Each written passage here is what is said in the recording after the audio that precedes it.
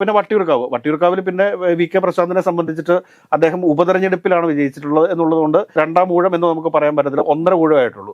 അപ്പൊ അതുകൊണ്ട് തന്നെ അദ്ദേഹത്തിന് വീണ്ടും അവിടെ അവസരങ്ങൾ നൽകും എന്നുള്ള കാര്യത്തിൽ ഒരു തർക്കവുമില്ല. അതുകൊണ്ട് തന്നെ വട്ടിയൂർക്കാവ് CPM-ന് നിലനിർത്താൻ വേണ്ടി സാധിക്കും. അദ്ദേഹവുമായിട്ട് നമ്മൾ നടത്തിയ അഭിമുഖത്തിൽ തന്നെ അദ്ദേഹം പറഞ്ഞിട്ടുണ്ട്, കെ മുരളീധരനല്ല ആര് വന്ന് ഇവിടെ മത്സരിച്ചാലും അദ്ദേഹത്തിനല്ല വിജയസാധ്യത, CPM-ന് വിജയസാധ്യതയുണ്ട് എന്ന് തന്നെ പറഞ്ഞിട്ടുണ്ട്. അതേ രീതിയിലുള്ള വികസന പ്രവർത്തനങ്ങളാണ് അവിടെ നടത്തിയിട്ടുള്ളത്.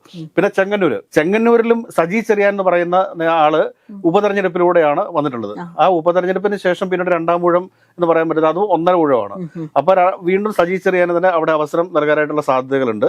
അപ്പൊ ഇങ്ങനെ സംസ്ഥാനത്തിന്റെ വിവിധ ഭാഗങ്ങളിലായിട്ട് രണ്ടാം ഊഴം പൂർത്തിയാകുന്ന 23ഓളം CPM MLA-മാരുണ്ട്. ആ 23ഓളം CPM MLA-മാരിൽ വിജയ സാധ്യത, അതായത് നിലവിലുള്ള MLA-മാരെ മാറ്റിക്കഴിഞ്ഞാൽ CPM-നോട് വിജയിക്കാൻ സാധിക്കില്ല എന്ന് തോന്നുന്ന എല്ലാ മണ്ഡലങ്ങളിലും ആ MLA-മാരെ തന്നെ നിലനിർത്തി വീണ്ടും മത്സരിപ്പിക്കും എന്ന കാര്യത്തിൽ തർക്കം വേണം. അതാണ് രാഷ്ട്രീയം എന്ന് പറയുന്നത്, അതാണ് രാഷ്ട്രീയ തന്ത്രം എന്ന് പറയുന്നത്.